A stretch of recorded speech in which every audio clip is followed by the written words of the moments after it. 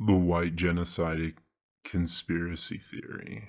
The white genocide, white-extinction, or white replacement conspiracy theory is a white supremacist belief that there is a deliberate plot, often blamed on Jews, to promote miscegenation, mass, non-white immigration, racial integration, low fertility rates, abortion, governmental land confiscation from whites, organized violence, and eliminationism in white-founded countries, in order to cause the extinction of whites through forced assimilation and violent genocide.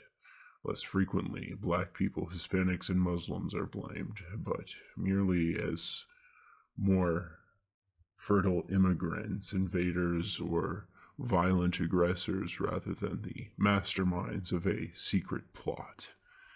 White genocide is a myth based on pseudoscience, pseudohistory, and hatred, driven by a psychological panic, often termed white extinction anxiety.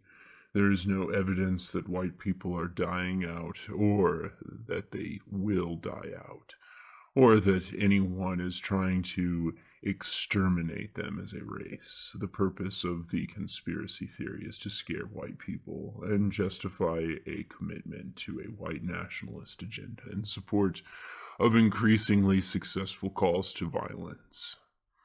The theory was popularized by white supremacist, neo-Nazi, and convicted felon David Lane around 1995 and has been leveraged as propaganda in Europe, North America, South Africa, and Australia. Similar conspiracy theories were prevalent in Nazi Germany and have been used in present day interchangeably with and as a broader and more extreme version of Renard Cam something. 2012, The Great Replacement, focusing on the white Christian population of France. Since the 2019 Christchurch and El Paso shootings, of which the shooters' manifestos decreed a white replacement, and have named the Great Replacement author Batyor's 2002 Eurabia concept. Camus's 2012 Great Replacement fallacy, often called replacement theory or population replacement, and Gerd Honsig's resurgent 1970s myth of a Calgary plan have all been used synonymously with the white genocide and are increasingly referred to as variations of the conspiracy theory. In August 2018, U.S. President Donald Trump was accused of endorsing the conspiracy theory in a foreign policy tweet instructing Secretary of State Mike to investigate South African land and farm seizures and exportations and large-scale killing of farmers, claiming that the South African government is now seizing land from white farmers. The often critical narrative derived from farm attacks and land reform is an established subset theme of the broader conspiracy theory portrayed in the media as a form of gateway or proxy issue to white genocide within the wider context of the Western world. The topic of farm seizures in South Africa and Zimbabwe has been a pet cause of white nationalists and alt-right groups who use it to justify their vision of white supremacy. Now I wonder what the whataboutism is beyond this article. Did the Jewish people write this? Was this written by Jewish people? A group of people who are trying to systematically convince and spread lies and tell people there's nothing to worry about when there really is? Is that what's going on here? Is it cultural Marxists or Marxists trying to confuse the population? Is this media being controlled? You tell me. Alright, so in today's episode, in today's video, we're going to be talking about the white replacement theory. Now, there are many things that I could say about conspiracy theories, but this is not going to be what this video is about ultimately, though I do have to drag conspiracy theories into the mix because this is a conspiracy theory. If you would like to know what my thoughts on conspiracy theory are, what is called by Metasage the conspiracy brain syndrome, I will leave a link to that video in the description below, as it carries many of my own thoughts and my own opinions quite align with his perspective on conspiracism itself. I'm just not going to have the time to go over all the aspects of conspiracism. This video is supposed to be about the white replacement theory, so I'm going to try and stick to that. But just know that I will have to bring in the concepts of conspiracy theory in it.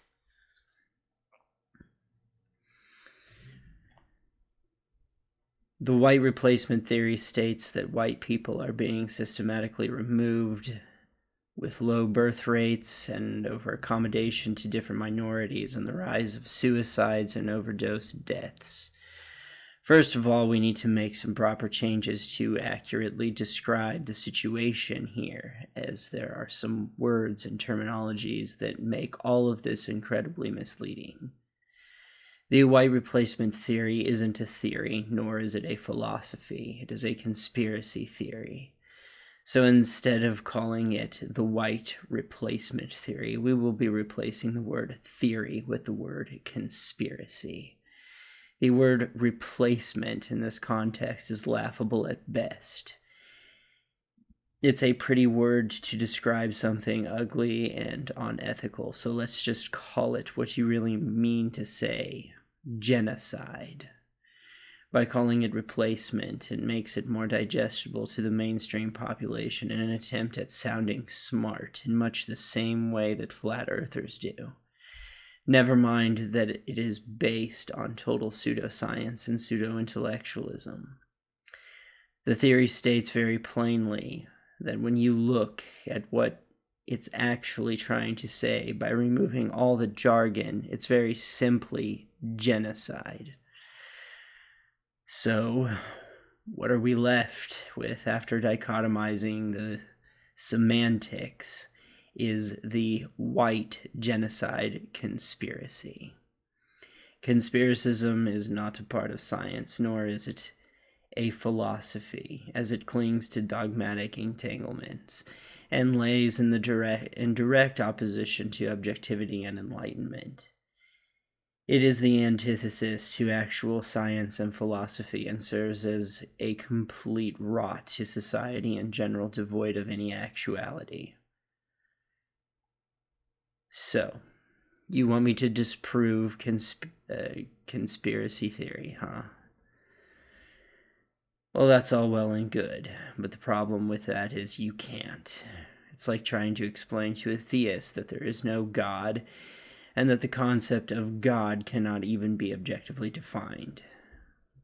When conspiracists and theists try to play in the realm of science and philosophy, they make big errors, as they haven't even figured out that we are naturally a pattern-seeking animal. When you cannot even recognize a fundamental objective truth, such as the fact we naturally gravitate to seeking out patterns, how can you even begin to look at something objectively?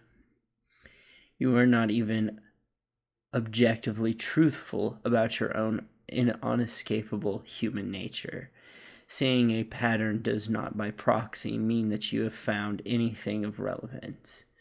due to all the patterns and the interpretation by the observer, it is subjected to dubious amounts of one's own bias. I cannot disprove your conspiracy theory no more than I can disprove to a flat earther that the world is indeed spherical. Despite all the facts I could give to a flat earther, they will never accept the truth, no matter how much objective, undisputable evidence one could offer to a flat earther. They will still cling to their delusion like a dogmatic, mentally ill, enslaved follower that they are. I could tell them the reason why, when you stick two stakes in the ground, they measure out as being fully aligned, as being completely horizontal, has to do with size ratio between us and the Earth itself, or the fact that the Earth is not a perfect sphere. It is merely a spherical rock with many jagged and misshapen surface areas. There are also magnetic and gravitational pulls that cause the sphere, that is the Earth, to become stretched or pulled. I could even point out that the entire global satellite positioning system would be completely useless if the Earth was indeed flat. Or that humans have, in their tenure on this planet, started at a point A and continued on a straight path back to the exact point A from which they started, and that this could be done in multiple directions. I could also ask the question that why is it that you can get to other continents from the Americas by either coast side? If you hop off the East Coast, you're in Europe or Africa. If you hop off the West Coast, you're in Asia. Then you can actually travel across India and into the Mediterranean, and then all the way up into Europe and jump off their coast, and you would be right back in the Americas. Nope, none of the facts matter to the flat earther, nor to anyone suffering from conspiracism for that matter. I could point out to you that demography is not an exact science, and more speculatory at best. I could point out to you that Europe and America is still majority white. No one really knows if whites will become a minority.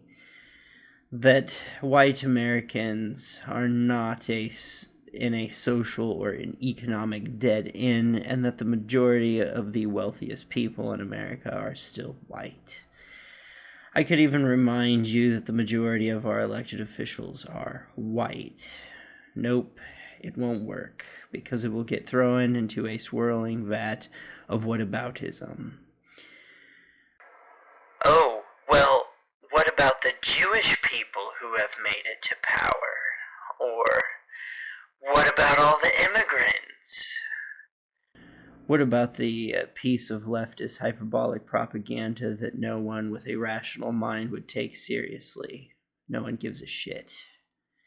That you're offended at being called English because you were born and raised in England and happen to be non-white. No one cares that you are a black English woman. Seriously, no one gives a shit. So, this girl in the propaganda ad wants to be called a Londoner.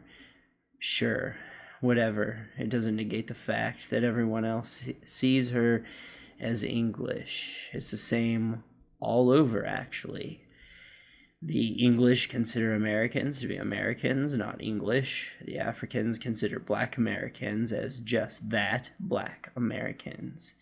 This has nothing to do with ethnicity and more to do with the tribalistic nature of human beings, and most people understand this concept. Being aware of this concept enables us to analyze if this evolutionary baggage is worth any merit. Being able to express this in a healthy way is important rather than expressing it via savagery. Some of us are ahead of the curve and just dismiss this altogether and feel no affinity to engage in tribalism as a mentality. I feel that I must throw this out there, otherwise I will be misinterpreted that some tribalism is expected on low levels as it is a part of human nature. I'm rejecting the dogma. The belief that one's group is better or more superior to another serves no real purpose through the lens of metaethics. Through the lens of nihilism's metaethics, you are not a gender, you are not a sexual orientation, nor are you individualistically defined by your ethnicity. I could do an entire video on being individualistically defined, so I'm going to drop it here. So yeah, there is no way I can convince anyone that believes in the white replacement theory that it is actually called the white genocide conspiracy. One who believes in conspiracy wraps themselves in a cocoon, masturbating their paranoid delusional thoughts with images of propaganda and fear porn. Have you ever tried going outside the internet and espousing this rhetoric to average people? Do they give you a strange look like you're insane? That look is just that. They do not think you stumbled onto some profound, mind-blowing truth. They are literally thinking you need intensive psychological therapy. There are many things to be said about what Metasage calls conspiracy brain syndrome, which I will leave a link to the video in the description below. As I said before, his opinion on this is very parallel to my own. All the stuff you mentioned isn't really present outside the internet. Yes, corporations are abusing power they shouldn't have, and they shouldn't, or they should be stopped. Yes, our elected officials have become nothing more than guinea pigs dressed up in people clothes, and we're meant to think the public is too stupid to notice. I mean, seriously, we got a man who endorses doctors that inject people with hydrogen peroxide on the right.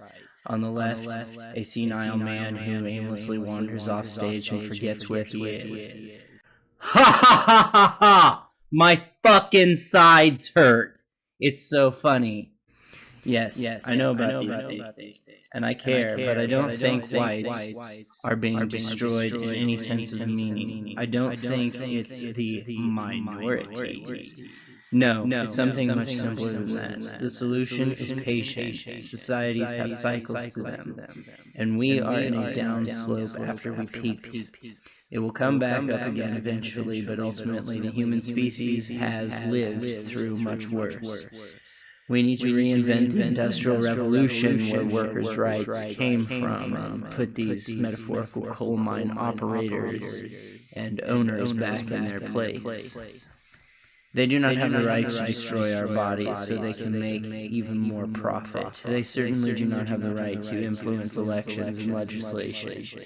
These things can be fixed without fascism or being racist. These things can be fixed by getting someone like Andrew Jackson in office. A lot of what's going on with these riots is mob mentality, and individual is smart and individual in a mob, no matter how smart, can be stupid. The U.S. education has been in a downward spiral since about 2005, I think is when I personally noticed they stopped teaching really important things. They stopped putting certain education,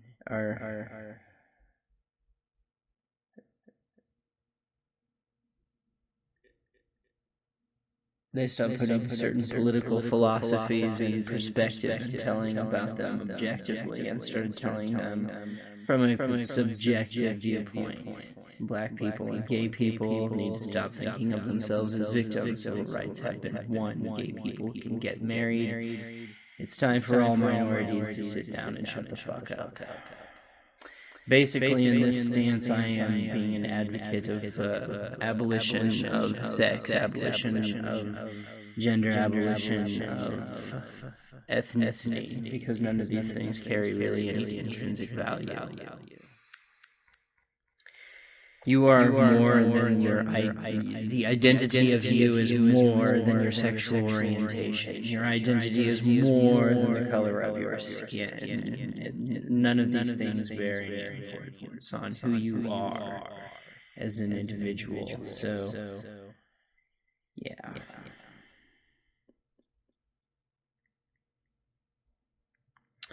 No one cares if we have a female president. It's just Hillary was a pocket full of bullshit, and most people know it. If you think about it, if we are actually repeating what happened in Turkey a while back, and they're back on track now. There's a video link I can reference to this, but it's over an hour long about geopolitics. When I walk outside, though, most people don't talk about some sort of revolution. Most people are just pissed at the machine. Well, I've spent most of my life pissed off at the machine. Welcome to the club. This is why I say I bow before no God, no king, and no country. I will do everything I can to preserve this country. Because freedom is important. I want to live my life, though, not feel like I was allowed to exist or my parents to create me so that I can be a little worker bee for some company that doesn't give a shit about me. I have dreams and aspirations to which many lay dead in a cemetery called my dreams. YouTube was a way out of being just another cog in the machine until a bunch of alt-right people and some pedophiles, and I also have to put the alt-left in there too, pissed off YouTube, and they took ad revenue away. Trump dismantling net neutrality didn't help with this either. I could also put the blame on the left for this as well, for being offended by their own shadow. Destroying the people of a society is counterproductive to building a civilization. A ruler who does this becomes a ruler of nothing, which then the question remains, is he even a ruler at all? If you listen to what the protesters are saying and then the alt-right, it's funny because they are saying the same thing. Only insert race here. This tells me we are all in the same boat. Congratulations, anti-mainstream is once again popular. And now you're talking to someone who was raised to be anti-establishment, and you don't know what to make of it. I guess the short answer is I just assume, regardless of ethnicity, that the majority of the population is either really stupid or incapable of thinking for themselves. If by some weird chance you're right, and there is a movement to kill off all whites, they will be met with resistance by me. Bigotry is bigotry, and genocide is genocide regardless of the perpetrator, and it is unacceptable. It is not about race, it's about the meta-ethics. Being a tyrant doesn't negate tyranny. All it does is make you become the thing you hate. It would be more productive to come up with ideas that get people out of mob mentalities. It would be more productive to get people out of identity politics. It would be more productive if everyone, regardless of ethnicity, would stop feeding money and working for fucked up companies. We have our individual right to do this, and yet we do not. Why? I read this to the office Republican, and he said that he thought it was a good response. He said, you're basically saying that both sides kind of suck. And that's kind of a good way of putting it. Here's something that came from outside of Wikipedia. This is an actual EDU site. This is a fact sheet. It's been conducted by people who actually do research. So, impact. The white genocide conspiracy theory is a belief that immigration by people of color, white birth rates, and the promotion of multiculturalism are all part of a deliberate plot to destroy the white race. It is espoused by many white nationalist and white supremacist individuals and organizations who often conflate or combine it with a similar Great Replacement conspiracy theory. Several individuals, including Brenton Tarrant, Anders Breivik, and Patrick Crusius, have explicitly cited the white genocide conspiracy theory in order to justify their mass killing of people of color and non-Christians. In the early 20th century, Raphael Lemkin, a Polish lawyer, coined the term genocide, motivated both by the mass killings and expulsion of Armenians in the Ottoman Empire in the early 20th century, and by the mass killing of Jews and other minorities perpetrated by Nazi Germany during World War II. Lemkin defined genocide as the destruction of any nation or ethnic group.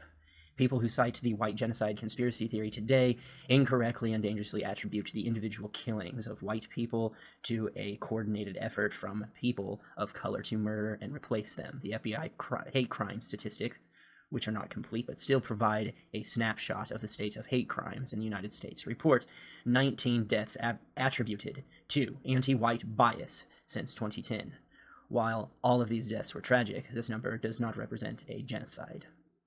The genocide most proponents of the white genocide conspiracy theory warn about is not necessarily violent. They claim that the white race is under threat due to falling birth rates among white women, the continued growth of mixed-race marriages, and ongoing immigration of black and brown people into Europe and America.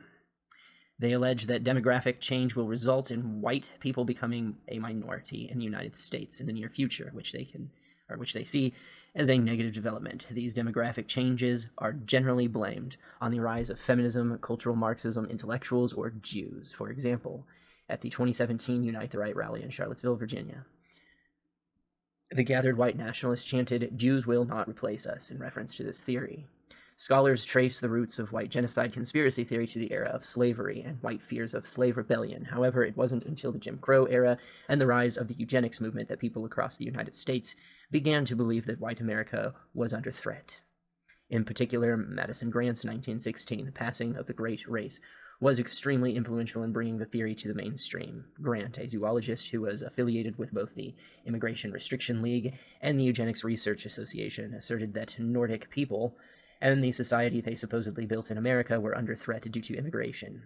American presidents, including Teddy Roosevelt, Warren G. Harding, and Calvin Coolidge, praised, quoted, or referenced the book in public. Adolf Hitler wrote Grant a letter thanking him for the book, claiming it was his Bible.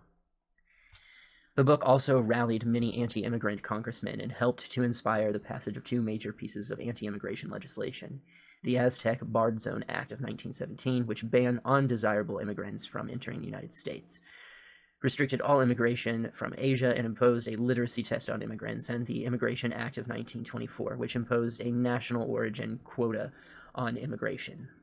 In 1978, the white genocide theory exploded in popularity again due to the publication of William Luther Pierce's The Turner Diaries, a deeply racist novel that imagines a white supremacist insurgency that culminates in mass genocide of non-whites and race traitors. The book inspired the creation of many white supremacist groups, including The Order, a group named after the main organization in The Turner Diaries.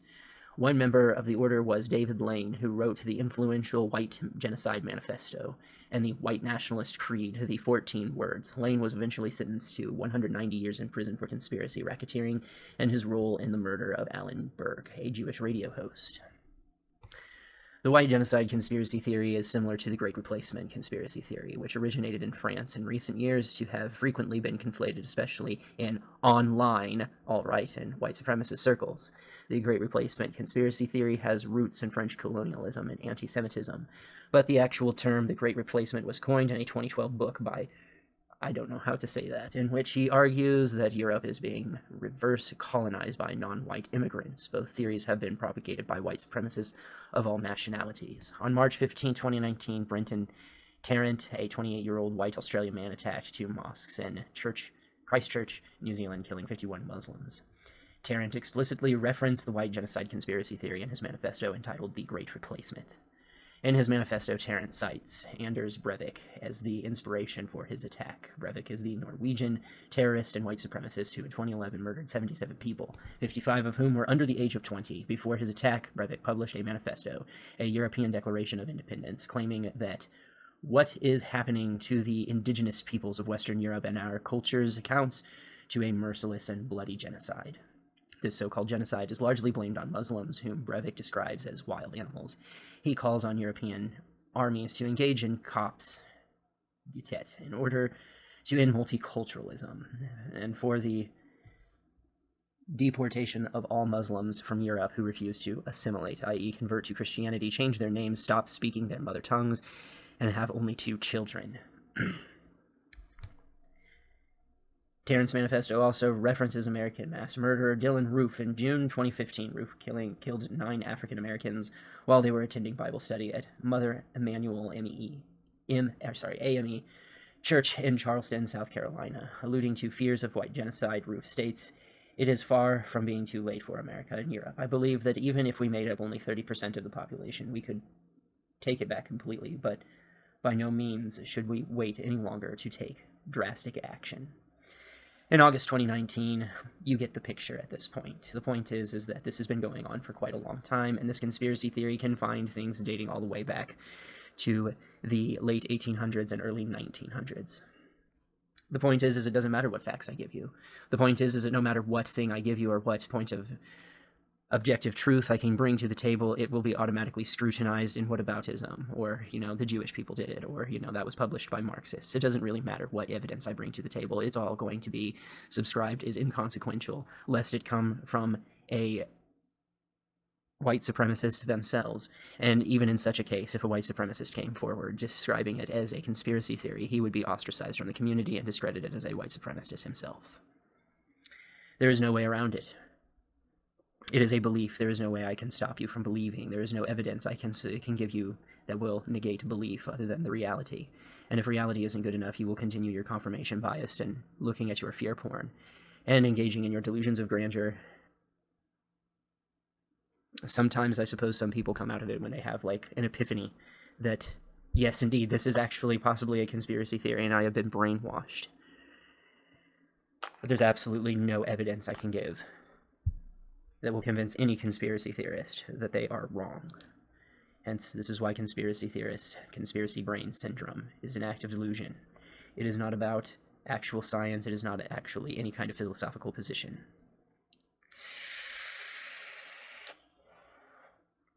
I believe one of the things that Metasage said was that you are the one spreading distrust and hatred in society, which is antithetical to actually building a civilization. I agree with that. If you want to look for the ugly in society, look no further than the mirror, because there it is. You're the one that doesn't trust humanity. You're the one that has a problem within.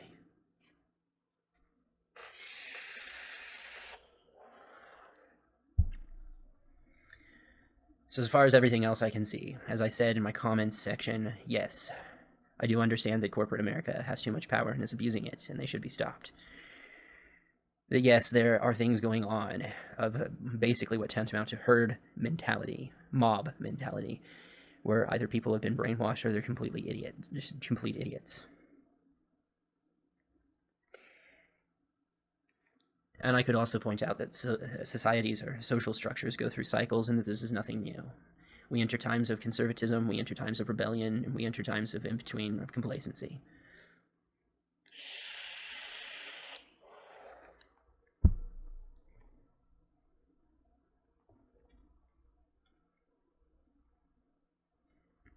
I will leave the link to these articles in the description below, along with Metasage's video. I'm sure this video will get lots of dislikes, because it's probably vividly unpopular. However, this is something that needed to be said. As I said, yes, I do agree that there is a lot of stupid things happening socially. And yes, I would agree that major conglomerate corporations do not need to be able to step over legislation, create legislation, and influence politics the way that they do. And yes, I would agree that the political candidates we have are nothing more than guinea pigs that have been taught to speak English and given little hats, and we're supposed to be too stupid to know the difference.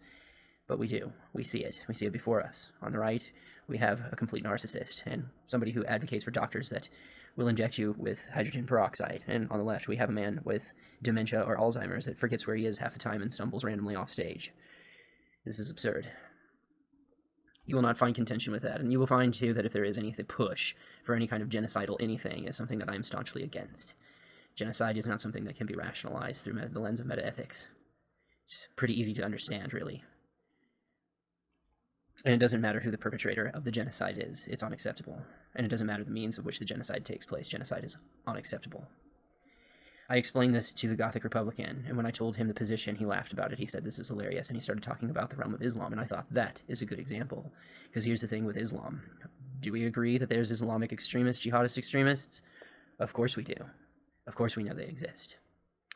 But the number one killer of Muslims is not white people, it's not black people, it's other Muslims. because the radical jihadist extremists don't like the moderate Muslim, and so they eradicate them. As I said, being tyrannical does not negate tyranny. It only makes you the thing that you hate. A lot of the problems that have been mentioned about society can be fixed through other means other than fascism or racism or some kind of schism in general, or without conspiracy theory. There is no need to think that there are some hidden hands behind the screen pulling the strings. The result is quite simply that there is a mass amount of people that are very uneducated, extremely stupid, or brainwashed. An individual can be smart, but don't underestimate how stupid that individual will become in a group. This is a psychological no. They know this in psychology. Mob and herd mentalities can be quite dangerous. They are the things that prelude or create Jonestown incidents. And the white genocide conspiracy theory is no exception. You can look all over the place for the white genocide conspiracy theory to validate it, and all you will find is bits and pieces of patterns that you think are connecting the dots, but really it's just your mind filling in the blanks. There is really nothing to support this idea. Nothing. There is no actual evidence. Only minor pieces of fragments of information you can dig up to try to support it, but they could support a lot of other things rather than just, well, it's genocide. It's not the end-all, be-all explanation, the logical determination, the absolute truth. There could be many, many reasons why the female birth rate has dropped. There could be many, many reasons why there are an influx of immigrants. There's many, many reasons why for a lot of things other than, well, it must be genocidal.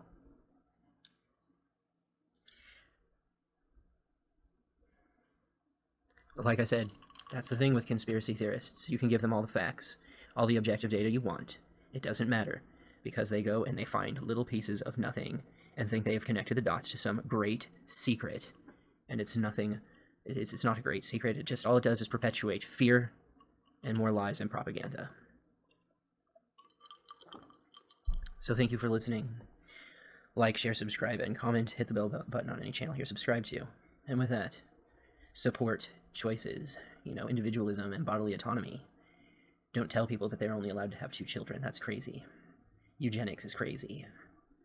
Conspiracy theories are crazy.